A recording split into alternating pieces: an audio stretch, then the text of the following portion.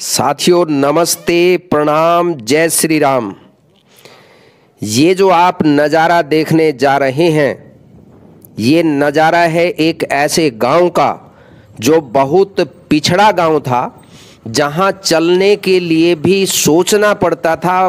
भारी गड्ढे थे, गली में कीचड़ था, खड़ोंजे की सड़क नहीं कह सकते, खड़ोंजे की गली थी। लेकिन अब आप ये नज़ारा देखेंगे कि शहर में इस प्रकार की गलियां, शहर में इस प्रकार की सड़कें नहीं हैं जो इस गांव में आपको दिखाई दे रही हैं। हम जिक्र कर रहे हैं उत्तर प्रदेश के मुजफ्फरनगर जनपद के गांव फुगाना का, जो कि मुजफ्फरनगर से लगभग 50 किलोमीटर की दूरी पर स्थित है। इतनी दूर गांव होने के बावजूद भी इसका विकास कैसे हुआ, ये हर व्यक्ति के जहन में बात आएगी ही और आनी चाहिए भी। एक तरफ हम धर्म नगरी कुरुक्षेत्र की बात करें, जिसे गांव में तब्दील कर दिया गया है। जो सेक्टर कुरुक्षेत्र के हैं उनकी सड़कों को बदल करके गलियों में तब्दील कर दिया गया, और एक दूसरी ओर ये गांव है जो कि 50 किलोमीटर दूर किसी जिले से गांव स्थित होने के बावजूद यहाँ इतनी साफ सुथरी सड़कें बना दी गई, इतनी अच्छी व्यवस्था कायम कर दी गई। आप इस गांव का सर्वे अपनी आंखों के सामने से देख सकते हैं, क्योंकि ये सर्वे हमने खुद किया है।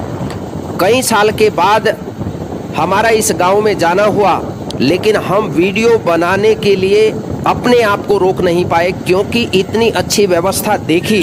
और इसका क्रेडिट जाता है यहाँ के सरपंच जितेंद्र मलिक को, जिन्होंने अपने विजन के साथ, अपनी दृढ़ इच्छा शक्ति के साथ इस गांव की काया पलट कर दी। आप किसी भी गली में निकल जाइए, आपको इसी प्रकार की गलियां या सड़कें दिखाई देंगी। कहीं भी आपको कीचड़ दिखाई नहीं देगा, कहीं भी आपको अव्यवस्था दिखाई नहीं देगी। पूरे गांव का कभी भी आप सर्वे करके देख लीजिए। अब सवाल पैदा होता है कि इस गांव की काया पलट कैसे की गई। इस गांव की काया पलट दृढ़ इच्छा शक्ति से की गई है। हमारी वहाँ के सरपंच से बात हुई, जितेंद्र मलिक जी से। उन्होंने कहा कि मेरा एक सपना था, और वो ये सपना था कि कोई जिम्मेदारी अगर मुझे मिलती है जीवन में कभी भी, तो मैं उस जिम्मेदारी को बाखूबी निभाते हुए लोगों के जो अधिकार है, लोगों का जो पैसा है, वो लोगों के लिए खर्च करेंगे और लोगों के अधिकार सुरक्षित रहें, इसकी हम भरपूर कोशिश करेंगे। उत्तर प्रदेश के किसी भी आप गांव में जाकर देखेंगे तो आपको बद से बदतर स्थिति नजर आएगी, लेकिन इस गांव में जाकर आपकी रूह खुश हो जाएगी। आप अभी देखेंगे कि यहाँ ये जो पानी की टैंकी आप देख रही हैं, ऐसी टैंकी शहर में भी नहीं शायद आपको दिखाई दे। इतनी साफ सुथरी, इतने अच्छे तरीके से बनाई हुई ये पानी का पर्यावरण बचाने के जो स्लोगन हैं वो भी खूबसूरत नजर आ रहे हैं। और सड़कें यहाँ की देख कर के ऐसा प्रतीत होता है कि जिस प्रकार जीटी रोड की सड़क होती है साफ सुथरी बिना गड्ढों के, उसी प्रकार की सड़क इस गांव में दिखाई देती है। थोड़ा मोटा पानी तो ये गांव के घरों में जो लोग साफ सफाई करते हैं वही आपको दिखाई देगा, वरना आपको कहीं भी किसी गली में पानी दिखाई नहीं देगा।